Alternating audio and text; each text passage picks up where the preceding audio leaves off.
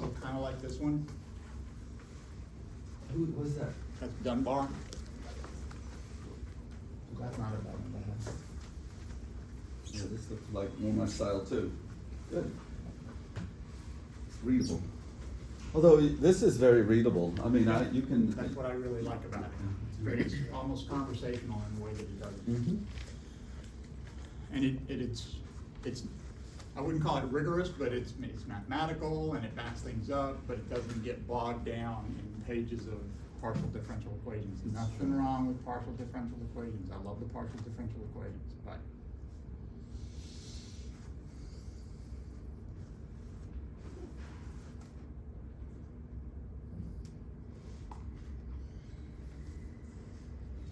So I didn't know that you went to Walker during the break. I just found this out, that you went to Walker High School during the break. you weren't supposed to find out. That's a joke, I'm kidding. It doesn't matter if you find out. I live in Walker. Yeah. You live in Walker? Yeah. Is that how you found out? You ratted me out? No. You know, they have a DE course. They did. They mentioned that they knew you. So, I sent an email to Dr. Publico asking if she was planning to teach AP Physics C this spring. Yep. But I don't know if she ever did. So it would be interesting if she. So we go. Yeah. Sure. Andrew motivated that, and then Maria and Kara at the last minute. I said, it's last minute, y'all want to go to Walker tomorrow? And they said, well, sure. So they are definitely team players. So, it's an interesting dynamic in that class, right? So maybe you and I had this conversation. I'm gonna stop talking in a minute, and I promise not to Gonna say make you stop talking. another word. It's an interesting dynamic in that class. It's because Walker is an A school in an A district in Louisiana, but they only teach one physics class. And in that class, there was the DE students, the non-DE students, and then the students who should not have been in the class. And so it's an interesting, it was when I went maybe 4 or 5 times during the course of the semester, last semester, and it was always an interesting experience. So I'm gonna recap a little bit, and then while I was thinking about my recap, I decided it was worthwhile to branch off and talk a little bit about potential. And I'll talk about why I'm gonna talk about that in a second. But just to recap where we are, what are we trying to figure out? What are we in the process of discussing, describing, working on? How are we gonna know when we're done if we don't know what we're trying to accomplish? You'll just do a bunch of stuff and you'll never know. Go ahead. We were talking about constructive and destructive interference. That was the last thing we were discussing, but more broadly, what are we in the process of figuring out? We're talking about constructive and destructive interference when we do what? When we send a quantum mechanical particle at a thing. Why are we bouncing these things off of each other? Why are we taking watches and smashing them into clocks? Why are we taking cell phones and smashing them into laptops? Why are we doing that? That's what we're doing. We're talking about conservation of energy and conservation of angular momentum with a very specific goal, understanding what? Understanding the nucleus and protons. We want to know the properties of the nucleus. We want to know how big it is. We're right now thinking about how big it is. We figured out that a side benefit is we can figure out exactly how much charge is in it just by looking at the scattering. But why are we doing the equivalent of taking a cell phone and smashing it into a laptop? Why is that a good way to see how a laptop works? It's the only way. It's a trick question. That's not a good way. It's a terrible way. But unfortunately for us, it's all there is. For reasons that you can, I won't go into it, but you can go into, why can't you just make a better microscope? Well, you can't. The sizes are such that you can't. You can't resolve an atom with a microscope. You can't make a microscope good enough. So all you can do is bang things into them. It's the only game in town. So that's why we're smashing things into things, that's why we're sending them in a certain direction. Why are we going to a lot of trouble to get them all going in the same direction? Well, it's really the only way to analyze it properly, right? That's one thing that we can control, how fast they're going in which direction. And then we can measure them, and so we measure where they come off, and that's what we're in the middle of doing. We're in the middle of trying to figure out how do we figure out what the nuclei look like based on banging electrons or alpha particles or whatever our incoming particle is. And so where have we been so far?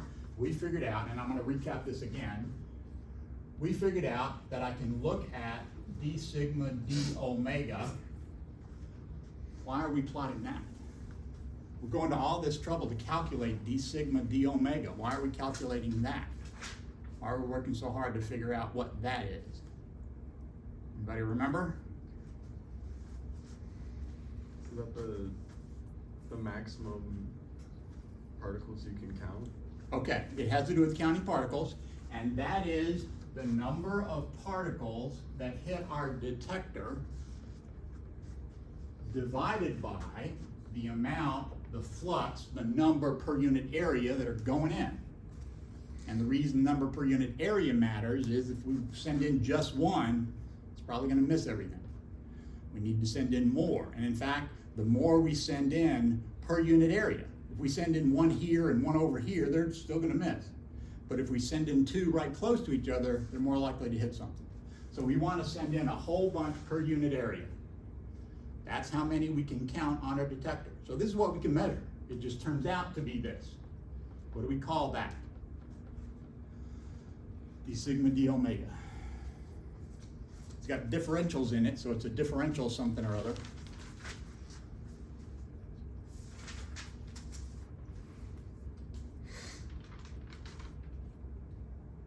What are the units of that thing? 1 over a meter squared.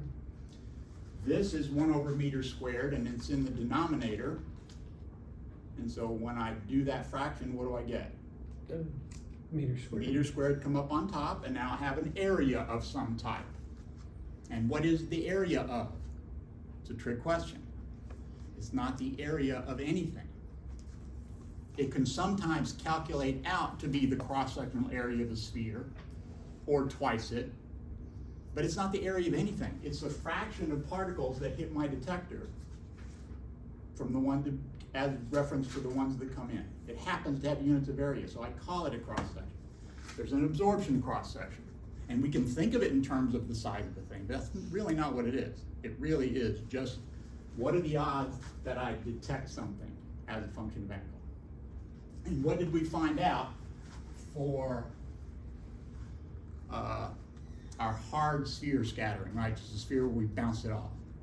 Well, it turns out it was a constant. And the amplitude was bigger or smaller according to that size of the targets were bigger or smaller. So that level told us something. Why don't we use that? What's wrong with that model? Doesn't account for electrical interaction. But why are we going to make it harder? It's already hard. That was hard enough, right? Why are we going to make it harder? Look on page, either write it down to do, if you guys happen to have your book with you, you can look on page 517, figure 15.5. And I'll just sketch it right here. That is d sigma d omega. Does he label it that way? Yeah. He labeled it d sigma d omega, the differential scattering cross-section, as a function of the scattering angle. So what's wrong with my hard sphere scattering result that says the scattering, differential scattering cross-section should be the same for every angle? There's dips in the graph. It's not the same for every angle. And that's all. That's enough. We now know that these are not classical spherical particles. And that's it. We did scattering of, what you said, right? Electrostatic interactions, charged particles bouncing off of each other. And so what happened? That goes like 1 over, I'm gonna do this again, but that goes like 1 over sine to the 4th of theta over 2. I'm gonna write that again. So, what do you think?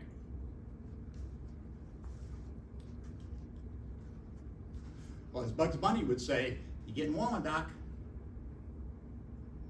But we're not there, are we? What does this not have that that does have? Somebody said it. It might have been you. Have you not said anything at all? Have you been completely silent? Okay. And it wasn't you. Doesn't have the dips. Doesn't have the dips, right? Whoever said dips. Yeah, it doesn't have the dips that the data does. And that's the bottom line, right? So when the theorists did this and the experimentalists showed these dips, what did the theorists say? Did it wrong, go back. And the experimentalists talked to all the experimentalists and said, nope, we did it right. This is the data. You go back. And so what did they do then? What was our next step? They kept doing the experiment. Well, they did, yeah, they kept doing it, and they did more, and eventually they're gonna do it for everything on the periodic table. But, like I said, you know, you're getting warmer. What did we do next? What did we think about next? And I think you said it at the very beginning. Kind of the last thing we did. Reflection? Yeah, we worried about interference. So that is quantum mechanical electrostatic scattering. And then you can fit it almost. You can fit it almost. Because it should go to 0. It gets smaller because it's electrostatic. Electrostatic says less scattering at higher angles. Electrostatic says, quantum mechanical electrostatic says you get that same envelope, but you go to 0. You get total destructive interference and constructive and destructive and constructive for a hard charged sphere. So we want to talk about soft spheres, and that's what this figure is. The original data shows so-called soft spheres, and in page on figure 3.6 of Dunlap, if you have that one, he shows similar data but a little bit more. And then they talk about soft sphere scattering. And now I'm going to talk about that, and that's my side trip into potentials, because potentials are going to be useful to us now to understand what they're talking about. But also when we start talking about the quantum mechanics of binding particles together by a nuclear force, we're going to need quantum mechanics for that, and there's a lot of things that come out of that. So everybody sort of understand where we are? Side trip to potential, and we're going to come back. So, who's heard of potential energy? Many of us, but not everybody, which is a little unnerving. What is potential energy?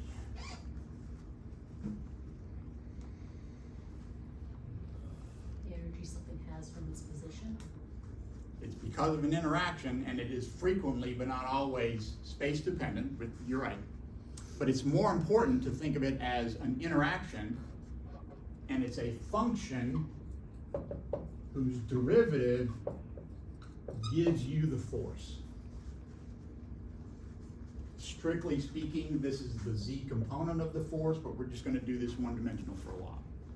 So what is potential energy? It's a mathematical function whose derivative gives you the force. Well, that certainly makes it sound like it's not real. If it's a mathematical function, it's something somebody made up.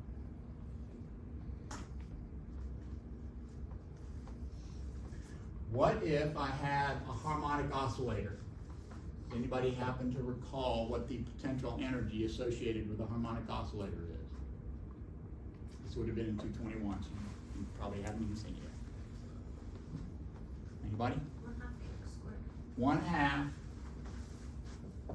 K, and for reasons that I'll explain in a minute, I'm actually putting this motion along the z-axis rather than x.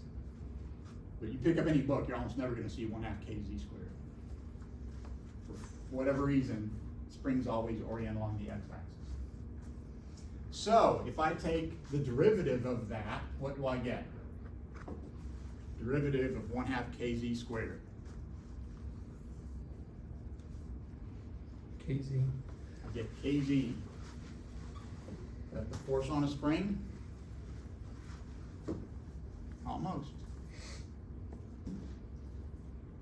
That doesn't make oscillation. That's not a spring. That's not a restoring force. Negative. Yeah, I need a minus sign, right?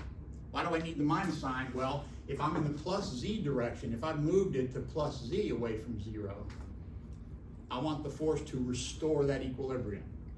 So that's why I need that minus sign. That minus sign is in some sense pointless. This is a made-up thing anyway. If I make it up, why do I have to put a minus sign in front of it? To make the math easier. It does make the math slightly, it's almost conceptually easier rather than even making the math easier. The math is kind of the same with or without the minus sign, but we like to think of it in the way that requires the minus sign. We'll see that in a second. What if I had a force that was constant? This force is not constant, right? This force gets progressively larger the more you pull it away from equilibrium. What if I had a force that was constant, did not change? Not 0, but did not change. What am I asking for? Potential energy of a constant force.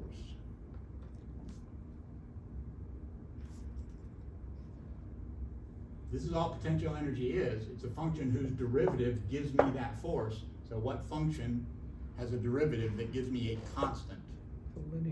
A linear function. It would be the value of that force times z. Now if I write that way, which way does that force point? Along z for sure, because it only has a derivative along z. That's going to be relevant later on. Which direction along z does it point? Is it the same direction as the force? I think I asked, yeah, I can't, whatever I said, I can't ask you what the direction of u is because u is a scalar function. Even in 3 and 4 and 5 dimensions, it's scalar. So this is always a scalar, it doesn't have a direction.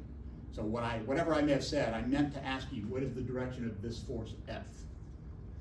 And it was along z, and that cut it down from infinitely many, so he really brought it down. But now we're left with 2 directions. Is it plus z direction or minus z direction?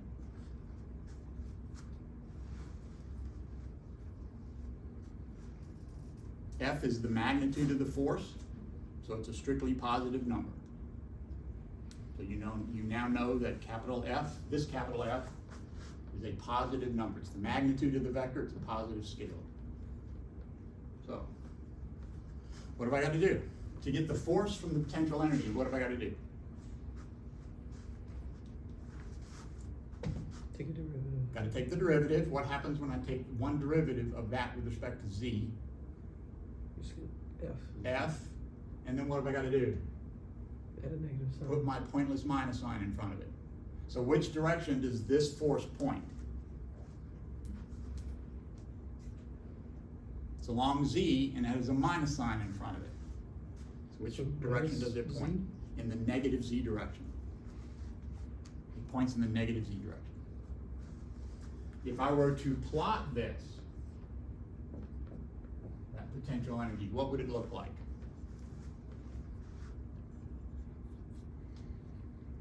Straight line. It would be a straight line. In fact, it goes through the origin. We should have plotted the harmonic oscillators. So let's go back and plot the harmonic plot the harmonic oscillator.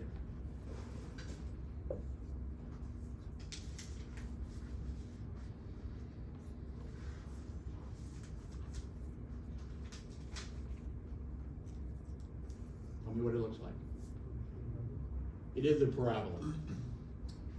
tangent to the z-axis, goes to the origin, symmetric in both directions. We'll need that because we're going to talk about the dynamics here in this.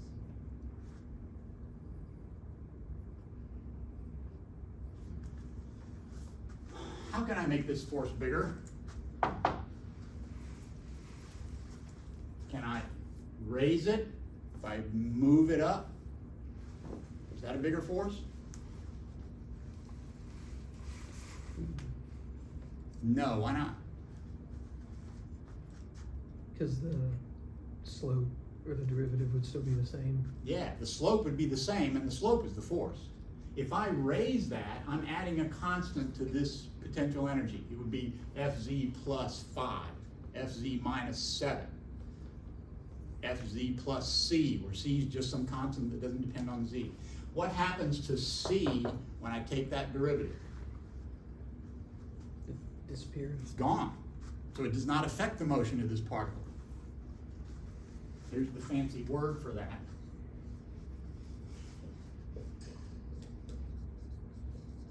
It's the most trivial version of gauge invariance.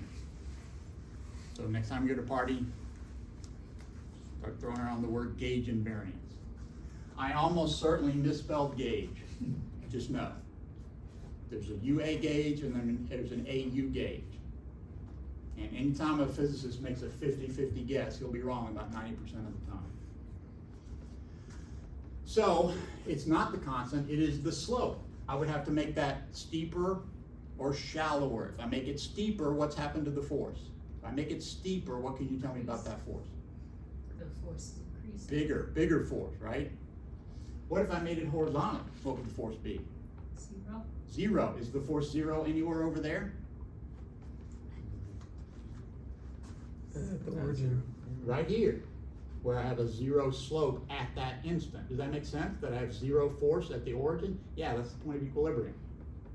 What's the slope doing over here? Increasing. Getting bigger. So that's a bigger force. In which direction? Positively. Positive slope, But negative force. pointless minus sign, negative force, right? Negative force. Over here, what can you tell me about the force? Getting bigger, bigger slope, but negative slope, This one's positive. minus a minus is a positive force. So if I'm over here, I have a force that pushes me back towards equilibrium. If I'm over here, I have a force that pushes me back toward equilibrium. It's called a restoring force.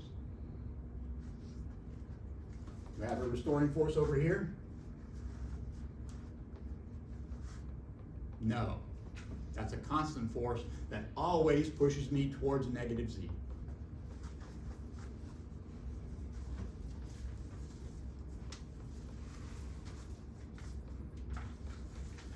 So now let's talk about the motion on this particle, of this thing subject to this force. If I put it right there, what happens? It stays still. Force is 0, it's not, its initial position is 0, its velocity is 0, it doesn't go anywhere. A equals 0, V naught equals 0, X naught is a constant, Z is a constant. What if I were to reach, grab it, and move it over here? If I move it to this point right here, some negative distance, where am I on that potential energy function? Somewhere on the curve. Right here. So what have I done? I have exerted a force and done work that is then stored in that spring. Now I let go. What happens? It's a particle standing right there at rest. I let it go from rest. So what does it do? Potential energy moves it to positive Z. I wouldn't put it that way. I understand what you're saying, and we're going to head there, right? But I would say the force, there's a force that's going to push it in that direction. We're going to talk about it in terms of potential energy, but it is the force that is the quote-unquote real thing that causes the acceleration. Quotes around the word real. So it is exerting a force on it that is pushing it back towards the equilibrium. We already talked about that. Negative slope, minus a minus is a plus, positive force. So now it's going to accelerate, right? It feels a force. Even though it's at rest, it feels a force. So what's it gonna do? It's gonna move. It's gonna go over to this point. All along here, there's a positive force on it, right? And what is that positive force gonna do? Well, it's going in this direction, and there is a force in that direction, so that force will be doing positive work on it. F dx is positive. It's gonna be doing positive work on it. And what happens when you do positive work on a thing? What do you change? Starts with K, ends with kinetic energy. What do you change? The kinetic energy. So I'm going to increase the kinetic energy, and we're going to write it all in terms of potential energy and kinetic energy here in about a minute. But all that's really going on is this particle is being pushed and sped up. When it gets to here, what is the force on it?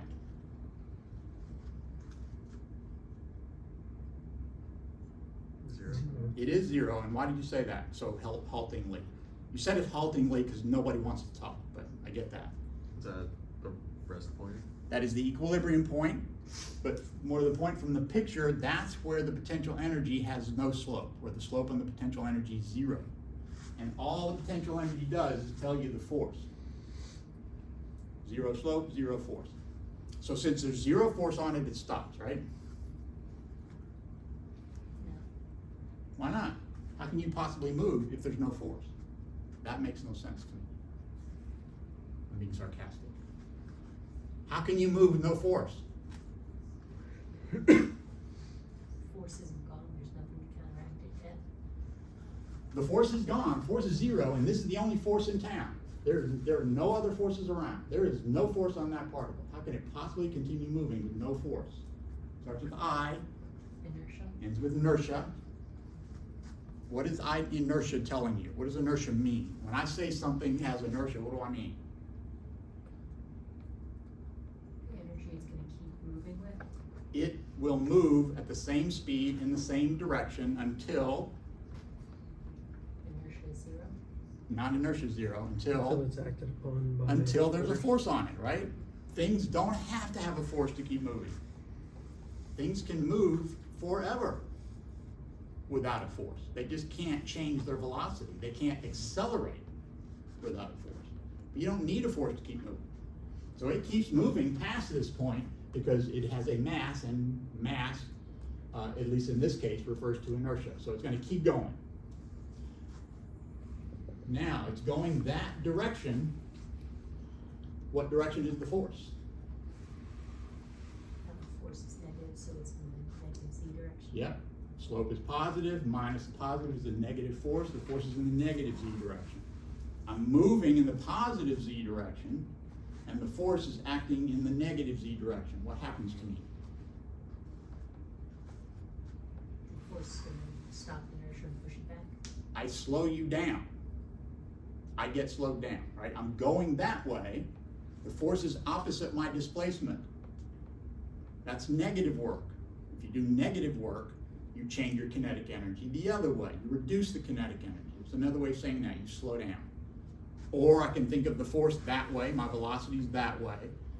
dv dt is negative, so I'm going to get shorter and shorter. F equals ma. So I can either think about this in terms of potential energy and kinetic energy, or I can think about it in terms of forces and accelerations. Those are identical. So it keeps going, and then it reaches this point. Symmetric, right? That's the same distance on the other side. What do you bet happens there? What's the force on it? The force is equal to the inertia that pushed it there. It can't be equal to the inertia. There's a force on it that's in that direction. Eventually it's going to stop, and the spring's going to push it back. And it's going to race over to here, and it's going to do that forever. That's what springs do, right? You put a mass on a spring, and you pull it and let it go. That's what it does. That's what we just described. And I can write F equals ma and solve two differential equations. Solve a second order differential equation to get there, integrate it twice. Or I can just use energy, and I've already done one of the integrals. So that's pretty cool. So that's what I'm going to do next.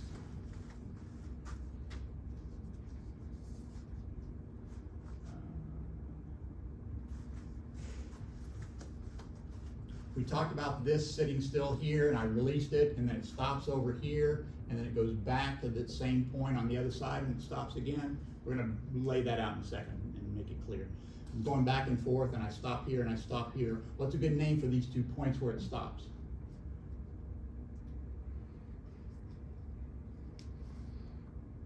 It's a good name for a point where it stops. Anybody? It's called the stopping point. The people that gave us quarks and gluons, that's it? Stopping point? So yeah, those are stopping points. And classically, a particle can't go past the stopping point. One of the things we're going to find out is that quantum mechanically they can. Quantum mechanics lets things go past the stopping point. But we'll do that in a bit. All right, so I start with Newton's second equation.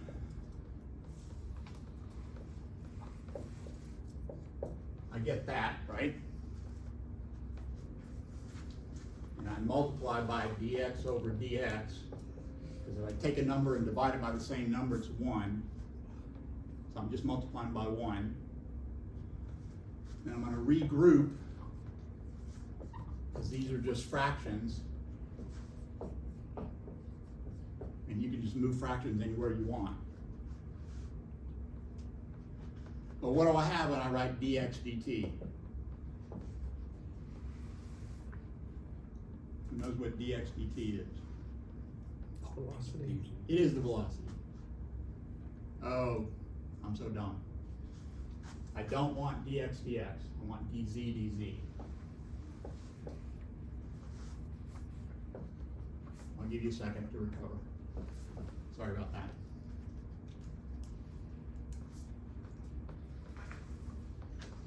mv dv dz.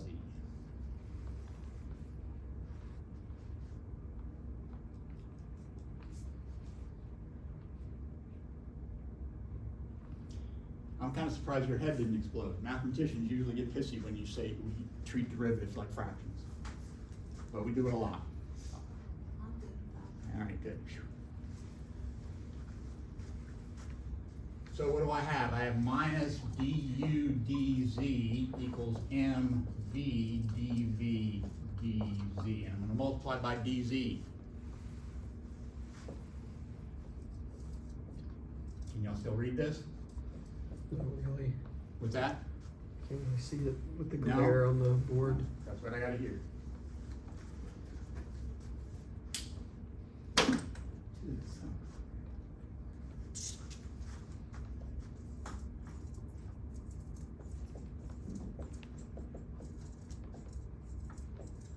Is that okay? That I presume is okay. Yeah, Do I need to redo any of that? Are you okay? That's all okay. Everybody's all right? You okay? All right, so these cancel. They really don't. What bugs mathematicians is that they have to work out really hard to show that that works. You really have to work hard to show that a derivative times that turns into this. So, and I get it. So du is mv dv. I can write that as 1/2. Sorry, as the differential of 1/2 mv squared. V dv is just the differential of 1/2 v squared, and all I did was move the m in. Everybody okay with that? Dz's canceled. I can move everything around, and here's the goal. What does that tell me? What did I just figure out? That potential energy, if I can define it if I can define a potential energy, the potential energy plus the kinetic energy doesn't change. The change in U plus K is 0. That means it doesn't change. Now, I can't find a function I can't find a U for every part system. Friction, for example, I definitely can't. Drag, viscous forces, lots and lots of forces. Some I can, and I probably shouldn't be able to. Aerodynamic lift, or springs. These things which are composite particles. Essentially, there's very few things that I can do this for, but they are fundamental. right? I can find a potential for an electric force. I can find a potential for a gravitational force. I can even find a potential for a nuclear force. I can't find one for the weak force because it's not really a force the way we're talking about it. But the three big ones, right, the three fundamental ones, we're fine. So it's the ones that are, because we're considering a complicated system and trying not to work that hard, that we get trouble. So, U plus K. So if K increases, U decreases. If U increases, K decreases. So those two together added give you the constant. That minus sign is why I'm adding those two. See, there's a minus sign there, and when I move it to the other side, it becomes a plus. So this would have worked fine if I didn't put that minus sign. There would be a difference here, and it would be the difference between U and K. That's a constant. And it doesn't change anything you have to do. It works fine. Except conceptually, we kind of like the idea of there's a certain amount of this imaginary stuff. And if we put some of the imaginary stuff in U, then we have to take it from the other imaginary stuff. And so on, right? We like that conceptually, but that's really the only reason that you need that minus sign. You don't need it. Can you explain how you went from MV dV equals D, like, Do it. So, I think you're asking about how to go from here to here? yeah. Yeah, so do it. Do this differential. So X is a constant, it can come out. Mm. M is a constant, it can come out. And So now I'm doing the 2V. differential of V squared. What is it? 2V. 2V dV. I'm not doing a derivative, I'm doing a differential. Okay. And now the 2.5 cancels, I have mv dv. Okay. So they're the same. That's really all I'm saying, is they're the same. Incidentally, that's why kinetic energy has a half in front of it. You don't need a half in front of kinetic energy. What's important about kinetic energy is what is your inertial mass and how fast are you going. The half is just because of this. Any questions about any of that? So let's go back to we started here. That means I start off with this much potential energy, right? That's how much potential energy I have at that point. How much kinetic energy do I have there? 0. I have 0 kinetic energy. So at this point, at this extreme value of whatever my amplitude is, if I'm way over here, I have all potential energy, no kinetic energy. If I move to here, how much potential energy do I have? If I'm at this position of X, how much potential energy do I have? Z. I said X, I meant Z. I apologize. I'm changing my Z. I'm at the most negative Z I can be at. And then I let go. Particle moves along Z because it has a force on it, pushing it that way. It gets here. How much potential energy does it have? It has less potential energy. Less. In fact, I know exactly how much it has, right? It has exactly that much. So what is this? Well, this is how much energy I started with. And what do I know about the energy I start with? It'll be the same. It will be the same everywhere. Say again? It'll be the same throughout. Yeah, through the whole process, right? It won't ever change. So even though U and K are changing, the sum won't. So if this is the energy I started with, and this is my potential energy, what is all that? Kinetic. That's all kinetic. The difference between this. So in fact, I don't even have to draw that as dotted line. That's my total energy. Kinetic plus potential. What do you want to call that? What symbol do you want to use for the total energy? E. E, yeah, most people use E. Good choice. That's the total energy. And it goes back, and now I can see, for example, I predict that if I release it here, it will go exactly the same distance the other side. Because at that point, it will have exactly the same potential energy at this plus Z position that it had at this minus Z position. So it will also have 0 kinetic energy. Where's the kinetic energy maximum? Where there's 0 potential. Where there's 0 potential energy, so right here. I've done the most amount of work I can to speed it up. Now I'm gonna start slowing it down. So that's as much kinetic energy as it's gonna get, because now it's gonna start slowing down and reduce its kinetic energy. And then it go to this point, what do we call that point? Stopping point. Stopping point. It's gonna stop, have zero kinetic energy, maximum potential, and go back and forth.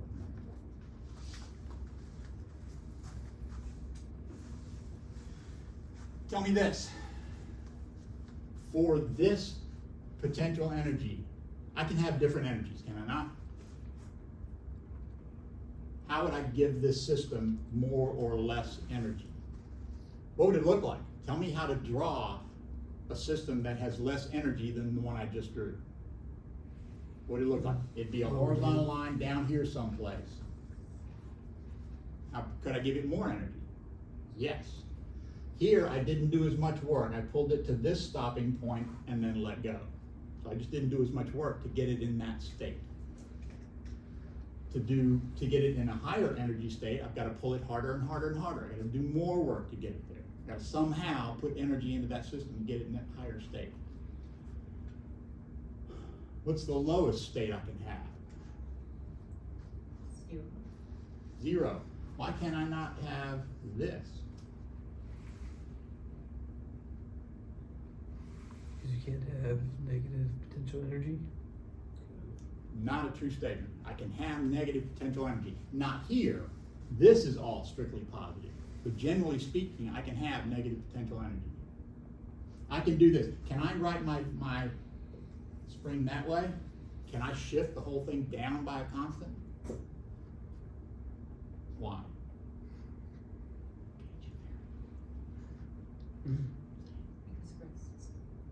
Because the 0 of this depends on where the system stops, so. Well, the reason I can't get down here is because there's never any place where I can have 0 or positive kinetic energy. Everywhere on this line, kinetic energy is negative. And I can't have negative kinetic energy classically. Quantum mechanically, I can, we'll do that. I can't be down here. Similar thing's gonna happen in quantum mechanics. Even in quantum mechanics, even though you can have negative kinetic energy sometimes, you can't have negative kinetic energy everywhere. That turns out to be a little bit of a mess to show what goes wrong when you do that. Here, no problem, right? I can't have V squared negative classically. Quantum mechanically I can, but I can't do it everywhere. I can only do it in certain limited places. The kinetic energy has to be positive somewhere, even in quantum mechanics. Again, it's a little messy to figure that out. I may or may not talk about it when we talk about quantum mechanics. Any questions about any of that?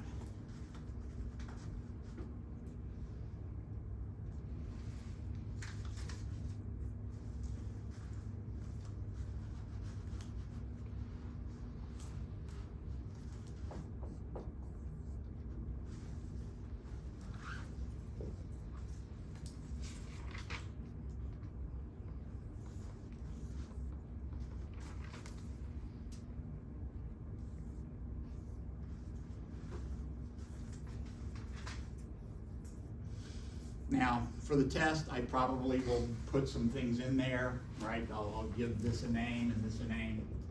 For now, and this level and that level, but for now, all I want you to do is have exactly the same conversation I just had with you about this harmonic potential, about this potential.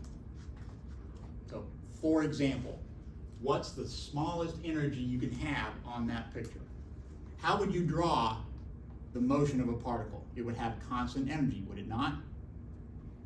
This is a potential energy. I can write a potential energy. That means I can write this down. That means U plus K is going to be a constant.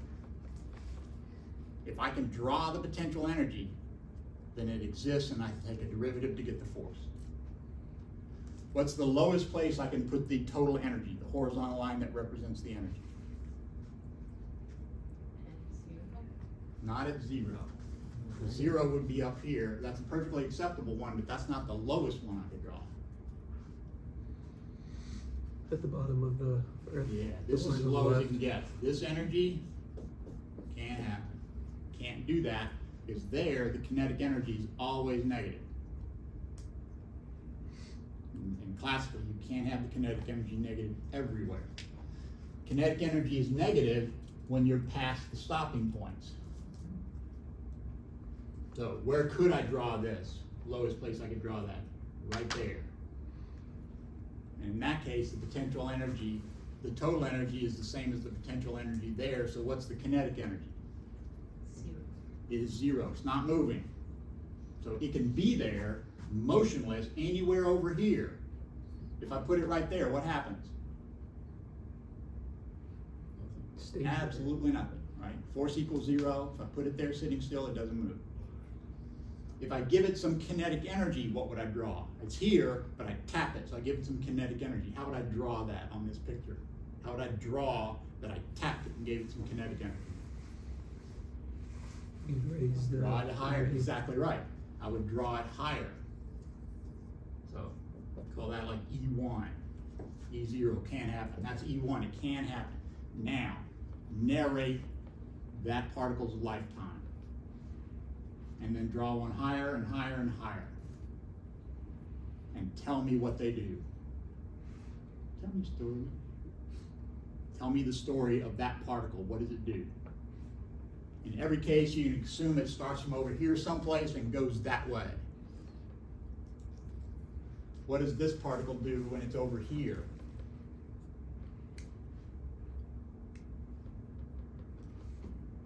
What is this particle that I draw? Particle in state E1. What does it do when it's over here? It's Classically. a trick question, Yeah, right? be It over there. can't be over there. Why can it not be over there? Because at that point E is below the potential energy curve. And that means It would have negative kinetic energy. negative kinetic energy. And classically, you can't have negative kinetic energy. So classically, it can't be here. Where can it be? At the intersection. Only at this stopping point. Because when it comes in, what does it do when it reaches the stopping point? It'll feel a force and move back the other way. It would stop first. And then, because it feels a force, it would go back the other way. That force would do work and increase its kinetic energy, and then it would go back. It's another word for it coming in and going back. It's bouncing, it's rebounding, it's reflecting, all of that.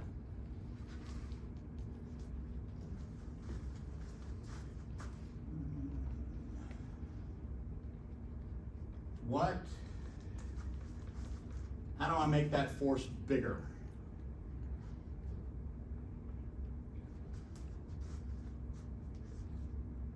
A bit harder. No, that would be giving it more kinetic energy.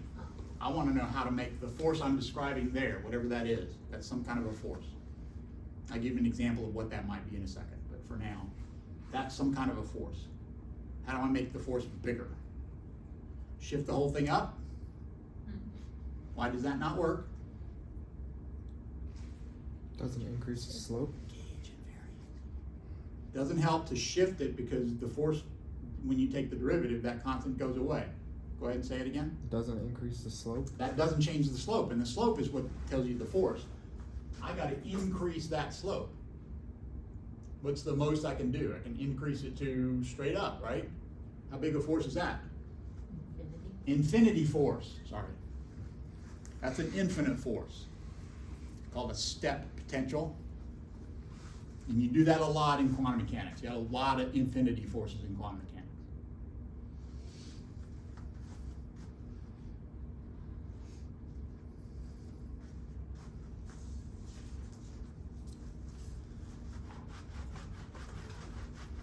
Let's sort of laid it out, so I'm gonna go over this kind of quickly. Here's my infinity force. Right, zero potential here, boom, constant potential over there. What's the force over here? 0, Why? because the one is flat. Zero slope, flat line, zero slope. Zero slope, zero slope. Where is there a force? Yeah, and that's a bodacious force, isn't it? Right? That's an infinite force because it's a step function. It's shooting up. That's an infinite slope. That's an infinite force. What if that's my energy state? Come in with that much energy. I'm moving in. What happens? Stops the force, goes back. It does work and stops me right here and then sends me back the other way. What if I give it this much energy? Stops there still. Yeah, does more work. I have more kinetic energy in that particle, so it does more work, but it still turns around and goes exactly straight back where it came from. That's what we called hard sphere scattering. Particle just boom and went straight away. We're going to do that in the sphere in a second to help you make that point. I hope help you understand that point. But what if it's up here? It's able to pass that point. Yeah, now it can go past, right? But what happens to it when it's on the other side? What happens with the kinetic energy? Decreased. It's Or- decreased. No, yeah, you decreased. said it right. Yeah, it decreased. So in every one of these cases, the kinetic energy goes to zero as that force does work on it, and then it does exactly the same work in the opposite direction, sending in positive. It does the same work, but now the force is in the direction of motion, so it speeds up rather than slowing down. This is the same. How much work can this potential do, this function, this force, whatever it is? How much work can it do? This much.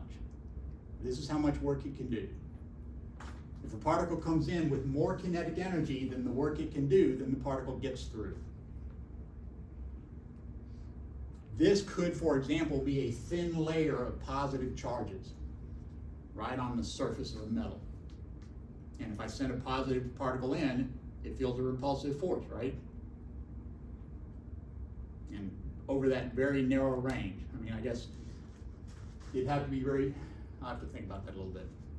If it were really a flat surface of charge, then that would be a constant field in all directions. I'll have to think about a better example. Do you know of one right offhand, a real one? Any ideas? I'll think about it when those really happen.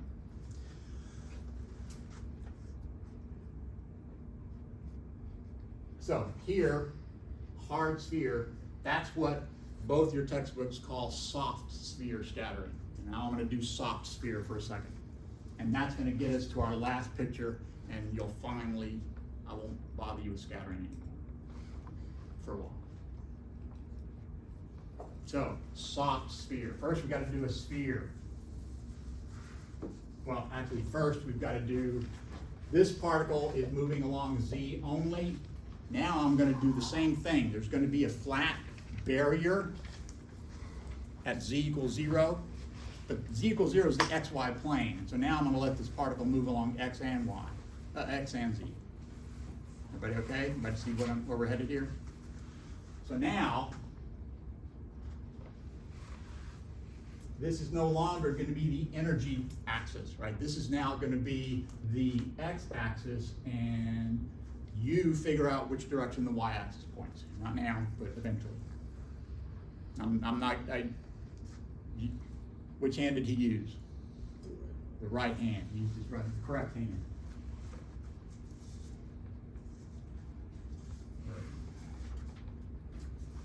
So, since the potential only changes along Z, it doesn't change along X and it doesn't change along Y. Since the potential only changes along Z from 0 to something, that means the force is only along Z. And that means the force can only affect the Z component of velocity. Even though I come in with some velocity v that has a z part and an x part, v sub z, v sub x. It's going to strike. There's no component of force along x, so what happens to the x component of velocity? It's the same. Absolutely nothing. It stays exactly the same. Right? No force along x, no change in v along x. If this z part of the kinetic energy, if 1/2 mvz squared is less than u, then it will completely stop it along the z-axis and then bounce it back the other direction with the same magnitude v sub z. So over here someplace, it will have exactly the same v sub x, it will have the same v sub z, only in the opposite direction. And if you think about it a little bit, that tells you that the angles, those two angles are gonna be the same. And that's what we did for hard sphere scattering. That's what we said, right? How did we get that angle to be different? We needed a component of force parallel to the surface, a quote unquote frictional force, but we also know that it changed the angular momentum. That component of the force changed the angular momentum. So if you have a central force, a force that acts only along the direction of the radius, you can't change the angular momentum, and so that's why we said that at the beginning. No change in angular momentum, that angle's gotta be the same as that angle. We're gonna do this in a minute for a sphere, but I'm just trying to call you back to the things that we talked about that are relevant. What happens if this kinetic energy is greater than u? That force now can't do enough work to take v sub z to 0 and then send it back. What happens to v sub z? Still positive, It decreases? but shorter. It's shorter. Since the potential energy goes up, that force is this way. It's in the direction the potential decreases because of that minus sign. And so the force now slows it down, but not to 0. So I'm over here someplace. I've got the same v sub x. I still have a v sub z, but it's shorter. So what happens to my angle? The direction, what happens to the direction over here? It's steeper. It bends towards the surface. That's my path now. So when I go to that, cross that interface, I'm now penetrated because I have enough energy, but it bends a little bit towards there.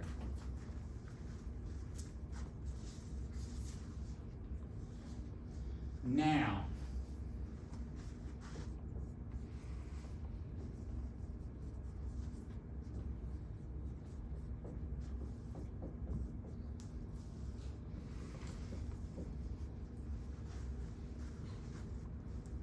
do the whole thing over. Go back to the beginning. Senior said when a job goes wrong, you go back to the beginning. Go back to the beginning, and instead of the potential increasing, have it, sorry, I gave it away. Instead of the force being in the negative z direction, have it be in the positive z direction. What all has to change? What all is different? So go back to the one-dimensional problem, right? Just have one particle, but instead of the potential being a shelf with a force in the negative z direction that slows it down, what if the force is in the positive z direction? What's the potential gonna do when I go across that interface? It's gonna drop, right? That's how you get a force in that direction. The gradient of z is that way, potential increases that way, so the force is in the direction of decreasing potential. So it's gonna drop. Do that whole thing. Then go to this thing with a flat surface and tell me what happens. When does it bounce? When does it bend? And how does it bend? Do the whole conversation except now with F pointing in the plus z direction instead of the minus z direction. The way you draw that is the potential energy changes in the opposite direction. You have a question? You act like you're gonna raise your hand. Okay, everybody all right with that? I'm gonna start erasing.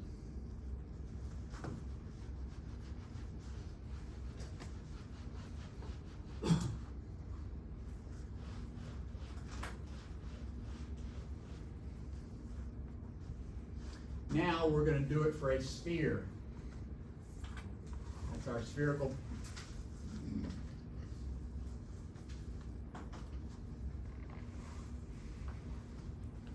It's still the z direction. But now, if I'm up here someplace, particle comes in here, that's like this one, right? Coming in on the surface at an angle. And if it's a hard sphere, what I really mean is the kinetic energy of this particle associated with motion perpendicular to the surface is less than the repulsive potential that's causing it to bounce. And what we already figured out is that it's going to bounce with the angle of incidence and the angle of reflection the same. And that's a repulsive potential. That potential, the force is away from the center. Another way of saying that is the potential energy in here is bigger than outside. I could write that as U equals some constant, some positive constant when R is less than A, and 0 when R is bigger than A.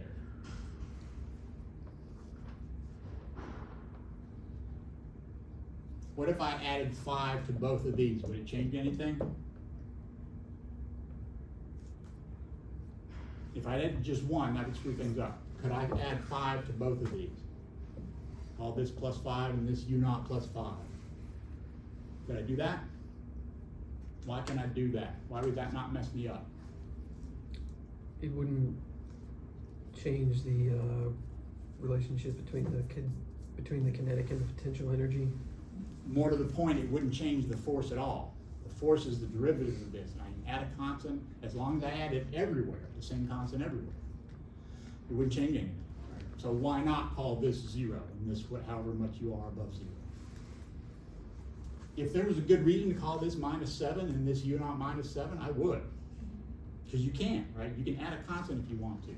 I can't think of an example, but tell me what happens when I raise the z part of the kinetic energy, the 1/2 mv sub z squared, till it's bigger than U naught. This is what happens when the z kinetic energy is less than U naught. 1/2 mv/z squared is less than U naught. It does that, which is what we talked about. We called it hard sphere scattering. What happens when it's bigger than that? What's it going to do? Continue a little into it. It will absolutely continue into it. Will it go in the same direction? No. No. It will bend. Which way will it bend? Toward the interface. Since this is a positive potential, it's a force that way, it's going to slow it down inside there. It's going to bend it away. Make sure you think about this picture and think about why it means this will bend away from that line. Because then it's going to go to here.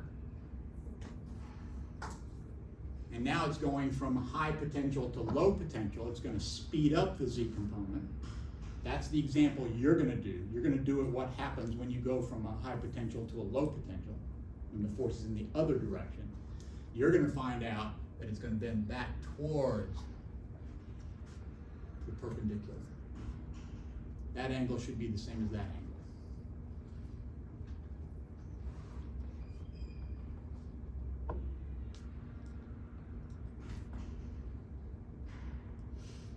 I would like you guys to develop an appreciation and understanding of all of this. But going back to our recap, we had our classical hard sphere, that was a constant. The amplitude of scattering told us how big the particle was. If it was electrostatic, point particle to point particle, classically it was that 1/cosine to the 4th. When we added diffraction to it, it kind of went to 0 and 0 and 0, so a combination of electrostatic plus quantum mechanics, which is diffraction. This tells us that there were angles where we got no scattering. See how it does that? There's places where there's no scattering, no particle ever goes there. Now, because a particle that would bounce here and not go there might go there by going inside and bending and then coming out. I'm not going to get into it any deeper than that. I know that that's incredibly hand-wavy and maybe not even coherent.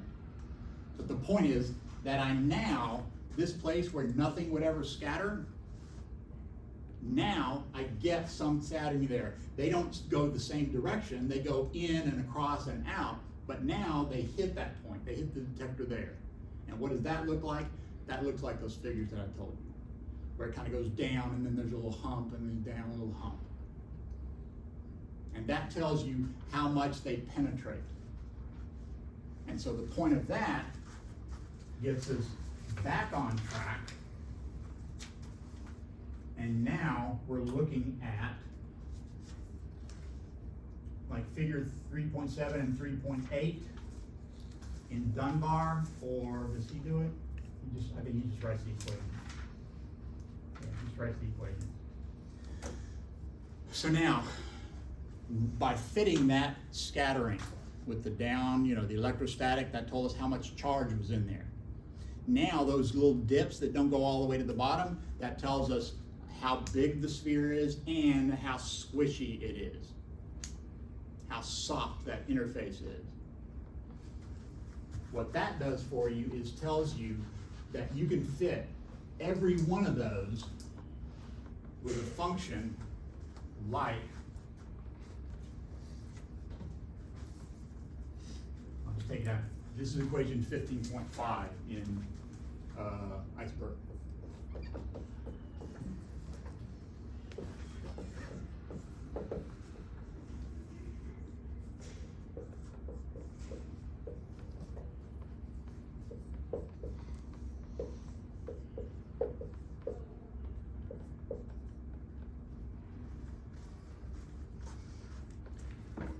And you can pull off that A and that B. When I plot that, it's flat, and then it drops to there. A tells you about how big it is. When R is less than A, this is a negative number, small number, 1 plus a small number is about 1.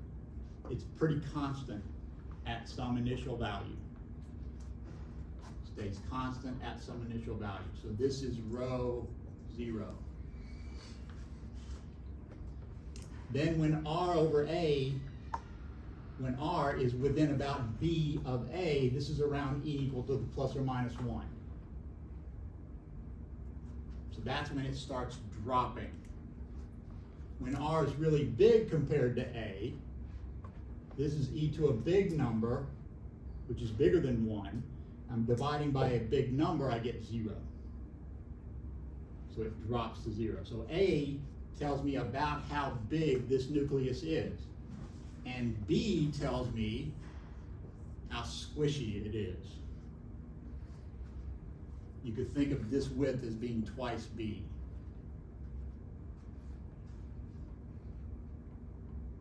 So I do this experiment. I take weeks and I get one of those scattering curves. And then I go through the effort of fitting and trying all the different A's and B's and rho's, and I finally get one that fits right. I write that down. And if I have a decent thesis advisor, I graduate. If my advisor is a jerk, he makes me do it again and again. And I watch people getting their degree, and I'm still in the lab.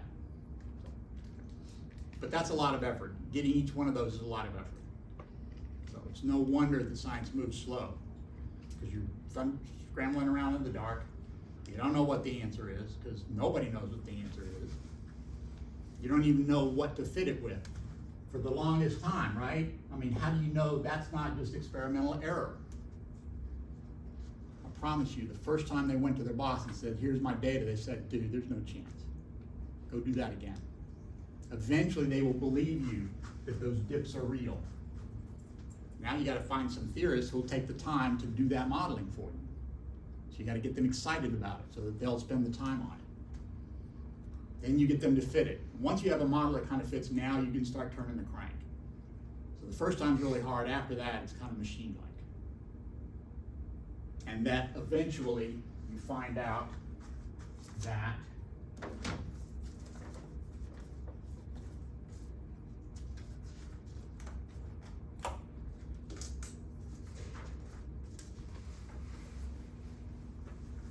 B is about the same for all of them.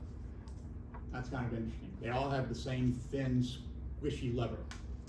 That's about 0.5, where is it, 55 Fermis, which nobody uses, or 0.55 femtometer, femto. A is not the same for all of them. A, it turns out, 1.07 femtometers times A to the 1/3. What is A? A is the number of protons plus the number of neutrons.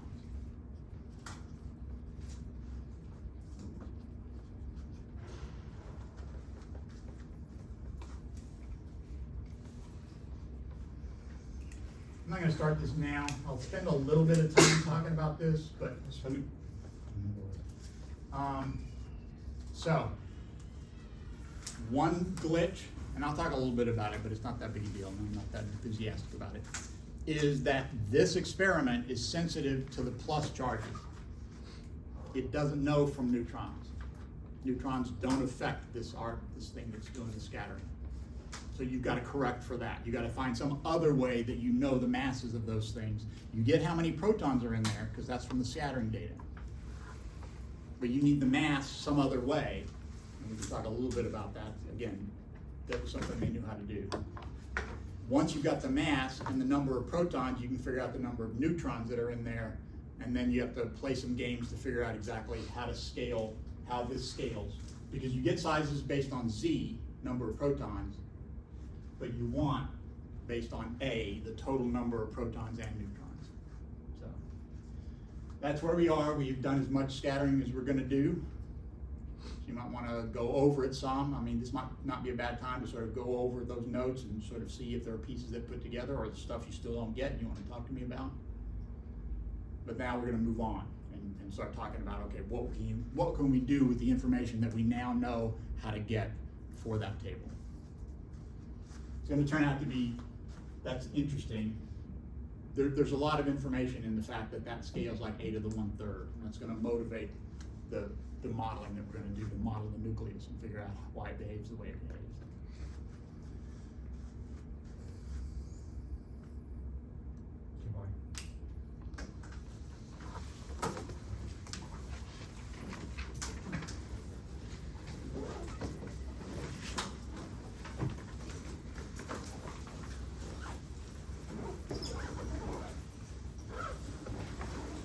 So David, they don't clap like they do in Europe after I try not to take it personally.